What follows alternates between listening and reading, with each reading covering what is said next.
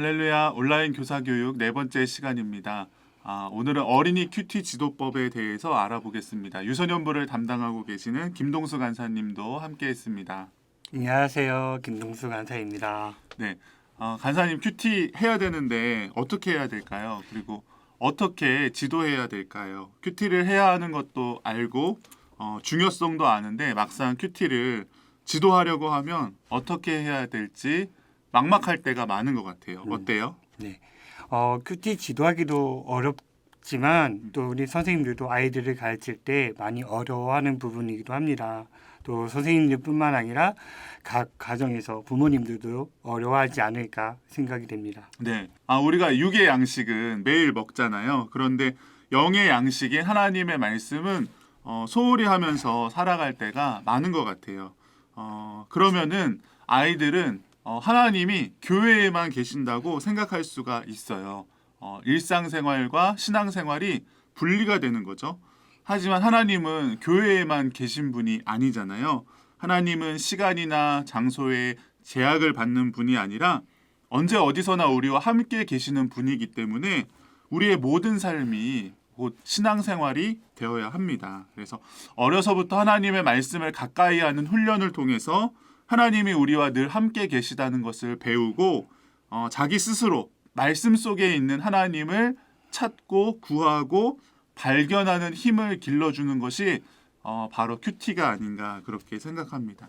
간사님, 그러면 혹시 큐티가 어떻게 시작되었는지 아세요? 네. 큐티는 quiet time의 약자인데요. 조용한 시간이라는 뜻이에요. 그리고 큐티의 처음 시작은 영국 케임브리지 대학의 몇몇 학생들이 시작했던 경거 훈련 운동이었다고 합니다. 네. 자신들이 크리스찬임에도 불구하고 마음과 생활이 세속적인 경향으로 차 있는 것을 발견하고 해결할 방법을 찾기 시작했대요. 그들이 찾아낸 방법은 하루 생활 중 얼마를 성경을 읽기와 기도로 보냈다는 것이고 이것은 경건의 시간이라고 부른 것이 시작되었다고 합니다. 네. 아마 가정에서 많은 부모님들이 아이들에게 큐티를 시켜보려고 시도해 보셨을 것 같아요. 저도 올해부터 저희 첫째 윤호에게 큐티를 하게 하고 있거든요. 그런데 쉽지 않더라고요. 아직 초등학교 저학년이기 때문에 말씀을 어려워하기도 하고 저와 아내도 바쁜 일이 있거나 힘들 때에는 잘 봐주지 못할 때가 많습니다. 아이들에게 어떻게 큐티 지도를 하면 좋을지 좀 찾아봤는데요. 마음에 와닿는 몇 가지가 있어서 우리 선생님들께 설명드리려고 합니다. 첫째는 가르치지 말라는 거예요. 우리는 부모나 교사의 입장에서 자꾸 큐티를 가르치려고 하는데 큐티는 가르치는 것이 아니라 아이와 동등한 입장에서 나누는 것이 중요하다고 전문가들이 말합니다. 아이들에게 큐티 시간이 또 다른 공부 시간이 되게 만들지 말아야 되는 거죠. 아이가 하기 싫어하는 것을 억지로 하게 하고 또 큐티 책에 나오는 정답을 요구하고 부모님이 알아서 교훈까지 다 찾아주면 아이들은 금방 흥미를 잃어버린다고 합니다. 그렇게 되면 내가 발견한 하나님을 만나는 것이 아니라 부모님이나 선생님이 가르쳐주는 하나님을 만나는 것이죠. 부모님이나 교사는 아이들의 큐티를 평가하고 채점하려고 하기보다 아이들과 동등한 입장에서 묵상한 내용을 나누는 것이 중요하다고 합니다. 두 번째는요. 처음부터 너무 욕심내지 말라는 거예요. 아이들의 큐티는 길게 봐야 됩니다. 큐티를 한 번도 해본 적이 없는 아이들에게 처음부터 매일매일 하라고 하는 것은 무리입니다. 처음에는 일주일에 한두 번 정도로 시작해서 큐티의 맛을 느끼고 점점 늘려가야 합니다. 저학년 아이들은 본문 전체에 대한 이해가 어려울 수도 있습니다. 그럴 때에는 핵심 구절 한 구절만 가지고 한 절 큐티를 해도 됩니다. 많이 하는 것보다 중요한 것은 제대로 하는 것이기 때문에 처음부터 너무 욕심을 내서 무리하게 시키려고 하는 것보다 아이들이 말씀 자체를 사랑하게 만드는 것이 더 중요하다고 합니다. 세 번째는 형식에 얽매이지 말라는 거예요. 큐티에는 정답이 없죠. 반드시 이렇게 해야 돼가 아니라 다양한 방법으로 할 수 있습니다. 중요한 것은 말씀을 읽고 묵상하는 시간을 갖는 거예요. 그래서 큐티 책이 없어도 성경책만 가지고도 할 수 있습니다. 예를 들어 그 말씀을 읽고 거기에 말씀 안에 하나님, 예수님, 성령님이 나오는 글자에 동그라미를 쳐보게 하는 것만으로도 좋은 방법이 됩니다. 자녀와 함께 성경을 읽고 오늘 말씀에 제목을 붙여보기 하는 것도 좋고요.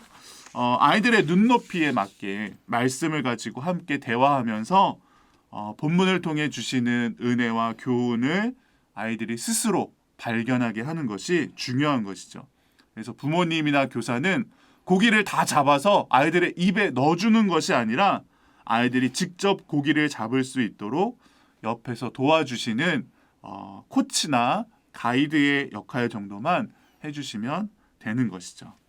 자, 그럼 간사님, 우리 교회 지금 유소년부 어린이들이 예수님이 좋아요를 가지고 큐티를 하고 있잖아요.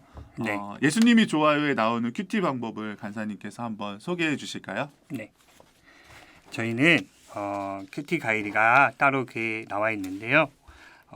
저희는 큐티 하기 전에 먼저 기도를 해야겠죠. 네. 기도를 하고 눈을 감고 하나님의 이름을 부르고 또 다른 생각하지 않고 또 하나님만 오직 바라보고 또 아이들이 마음의 소원과 또 하나님께 솔직하게 말씀을 드리는 것과 또 말씀을 잘 깨닫게 해달라고 하나님께 기도하는 것이 가장 중요해요. 또 마지막으로는 예수님의 이름으로 기도합니다.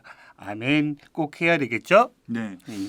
우리가 이 말씀을 읽을 때 말씀을 잘 깨달을 수 있도록 해달라고 큐티하기 전에 기도하고 시작하는 것. 네, 맞아요. 네. 그래서 큐티하는 방법을 이제 차근차근 하나하나 알려드리도록 하겠습니다. 네. 네. 첫째, 말씀을 기대하며 제목을 읽어요. 네. 네. 여기서는 주제가 나오기 때문에 말씀을 꼭 읽고 아이들이 묵상할 수 있도록 도와주세요. 네. 제목만 읽어도 네. 오늘 말씀이 무슨 내용을 이야기하고 있는지 아니까 제목이 참 중요한 것 같아요. 네. 네. 두 번째, 가장 중요한 말씀을 읽는 시간이에요. 천천히 3번 읽으면서 체크해야 돼요. 꼭 소리 내어서 읽어주면 좋을 것 같아요. 네, 말씀을 3번 읽는데 읽을 때 처음에는 내용을 파악하면서 읽고 또 두 번째는 내가 모르는 단어들 있다면 색연필이나 형광펜으로 표시를 해가면서 읽고 또 세 번째는 내 마음에 제일 와닿는 말씀 또 표시하고 그렇게 점점 깊이 들어가면서 읽는 좋겠죠. 네, 맞아요.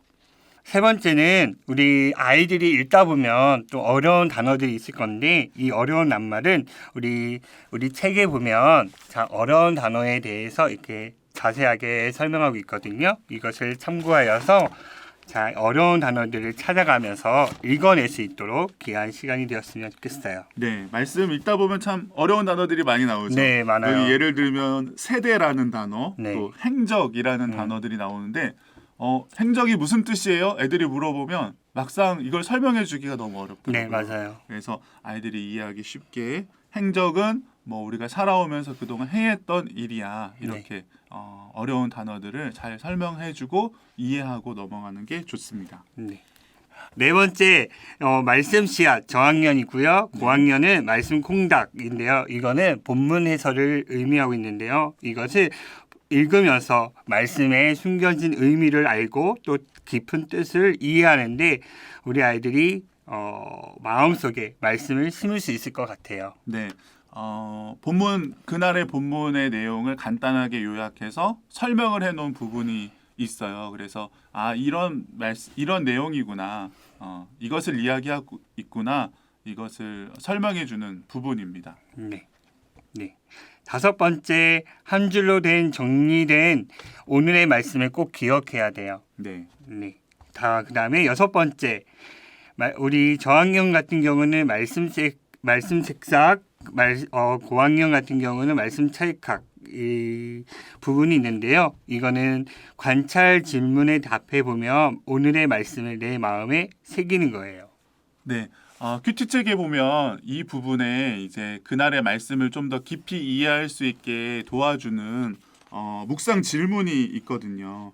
그래서 저희 아이를 보면은 이 답을 찾는 데만 너무 집중하더라고요. 그래서 답을 찾는 것이 중요한 것이 아니라 그 말씀을 통해서 깨닫는 것이 중요한데 아이들은 여기에 답 적는 것만 해놓고 큐티를 다 했다고 생각하는 경우가 맞아요. 많아요. 근데 네. 여기 답을 적었다고 큐티를 다 한 것이 아니라 이 말씀을 통해서 깨닫고 또 적용하고 기도하는 것이 훨씬 더 중요하다는 것을 아이들에게 가르쳐 주어야 합니다. 자, 7번째 우리 저학년 같은 경우는 말씀 열매, 고학년은 말씀 슝. 자, 우리 묵상 및 적용 질문에 답해 보면 오늘 하루를 어떻게 살아가야 할지 다짐하는 시간이에요. 네, 이 부분은 적용이죠, 적용. 네, 네. 말씀을 읽고 내가 깨달은 부분, 또 내가 어떻게 살아가야 될지에 대한 적용을 찾아가는 부분입니다. 그래서 적용까지 나아가는 것이 참 중요한 것 같고요.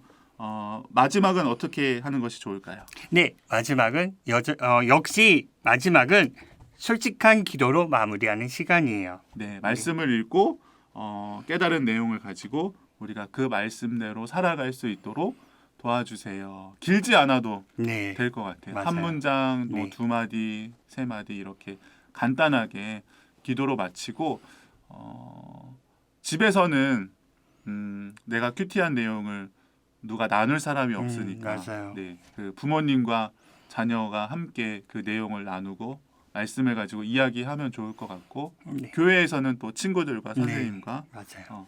나누는 것이 참 중요하죠. 네. 네. 자, 이렇게 해서 오늘 어린이 큐티 지도법에 대해서 알아봤는데요. 오늘은 간단하게 이론에 대해서 살펴봤다면 다음 주에는 말씀 본문을 가지고 동서 간사님과 어린이의 입장에서 실제로 큐티를 해보는 시간을 한번 가져보도록 하겠습니다. 우리 유소년부 선생님들 그리고 부모님들 가정에서 큐티 지도 하실 때 어려움이 많으실 텐데요.